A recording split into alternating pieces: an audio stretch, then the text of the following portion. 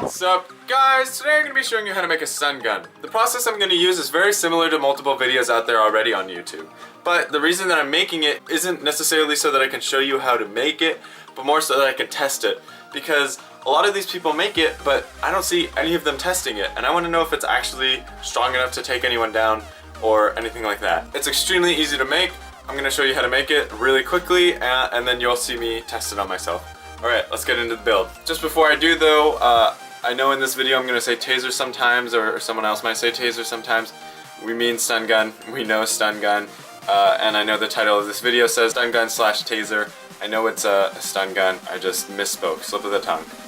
What you're going to need for this build that's absolutely required is going to be this transformer. It's called a boost converter if you look it up on Amazon. They're like $5. You're going to make sure that it goes from 3 to 6 volts up to 400,000 volts, and it does this by it changes the amperage into voltage in here, so it takes down the amperage, which is the thing that actually hurts you, and turns it into the voltage, which is just the tingly feeling that the taser will give you. Then you're going to need 9-volt battery connectors and a momentary switch. That's all that's required to make it work, and then if you want it to work better and you want it to be more aesthetically pleasing, you can use nails, super glue, this fake leather that I have, and this pieces of wood, scrap wood. You're not going to need much at all. That's about all you're going to need. Let's get started. It's very simple. So first things first, I'm just going to wire this up. All I'm doing is attaching the red wire to the red wire, and the black wire to the switch, and the green wire to the switch, and then I just have a little bit of heat shrink tubing just to make sure none of the connections short circuit each other. You can cut the wires to any length you want. I'd recommend that the red wire actually be very short. There's no reason for the red wire to be long. I'd keep the green wire and the black wire at the same length though, just so that you can put the button anywhere you'd like to, and worst comes to worst, you just tape up some extra wire. So I'm going to get started on that.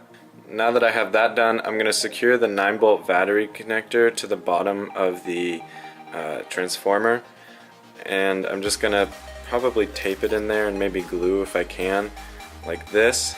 That way I can easily change out the battery. It'll just be hanging off the bottom of the device. This does have a lip right here that isn't needed, and it would actually be more helpful if it was flush down to this bottom black part. So I'm starting to break off these little plastic pieces just so that it'll get flush with this and I can glue it and attach it better and more securely. So I've used white tape so that you can see how I've taped this up. I also used a little bit of super glue, but now this battery connector is on the bottom, and I'm going to work on the top prongs. These are going to be what shocks you. I'm going to cut these the heads off, and then I'm going to cut them down to length. You don't really need very much. You could actually probably just use one nail and cut it in half. And then I'm going to use a piece of scrap wood like this. I'm going to cut this to size to sit on top so that it can fit the nail in and sit on top of here. And hopefully that'll make more sense once I show you what I've done. Now I've cut this little block of wood, and I'm going to glue it on top. First I have to drill 2 holes through it, and I'm also going to shape it a little better to this shape. And then you put the wires through the little holes, attach the little metal pieces, and that'll be it.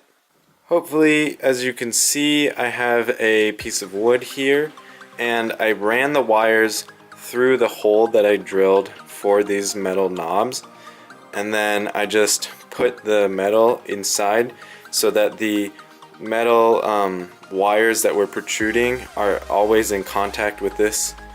So it's almost just, it is literally just an extension of the wires that were there before, but with solid metal pieces. And now I'm ready to test it just to make sure everything works. And before I securely attach the button, all you have to do is plug in the 9-volt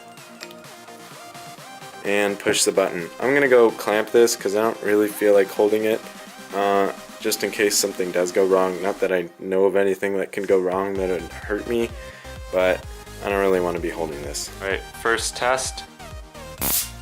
Ooh, that works. Holy crap, that's scary. It's loud too. So now with the battery unplugged, of course, I'm going to work on attaching the button. I want the button to be easily pushable, so I mean it's kind of a long button, so it's a little awkward to attach. So I think I'm going to add some more wood on this flat part and then attach the button inside that wood and then tape the wires onto it. Then I can finally work on the aesthetics of it and cover it with the fake leather. So right now I'm going to go work on that. I just finished cutting out this little piece. I cut a slot in it so I can put the button in, and then I'm going to squeeze the button with a wedge, just made out of another little piece of wood. Then I will tape and glue all of this onto here, and we can skin it and it'll look a lot better. I'm going to get to that right now. And that's what it looks like, all covered in duct tape. The button is here. You can push it like this if you'd like to. I made it more for a squeeze, so when you squeeze your hand, then it'll activate. Now I'm going to cover this thing in rubber cement and cover the fake leather in rubber cement, and hopefully it'll bond. I'm not sure how well rubber cement bonds with duct tape, but we'll find out. And that's it. Now that it's all covered, except for the bottom because I'm lazy, it looks nice, and you can just plug in the battery here and ready. Okay, I'm here with my cousin, and like I said before, I really want, like, the big point of building this is that nobody on the internet who builds something similar ever tests it. They're always like, oh, it'll pack a punch, and that's kind of, I don't know, it's cheesy and dumb. So here's the first test on how bad it actually feels, and this will be through the pants, and if it is tolerable enough, then maybe I'll do one on the skin. Ooh. Yeah, it's not that bad. We'll do it on the bare leg. Ready? Yeah. Oh. Okay, yeah, you know what? It's more like, it feels like you're like burning almost, but it's not really painful. I'm sure it'd like keep an attacker away if you held it on them for a really long time, but I wouldn't say it's, yeah, I'd say it's probably more nerve-wracking to like hold it out in front of you as dangerous and not like debilitating if you get shocked by it. Alright, so my cousin decided that he wanted to try it, so now you can get two opinions on what it feels like.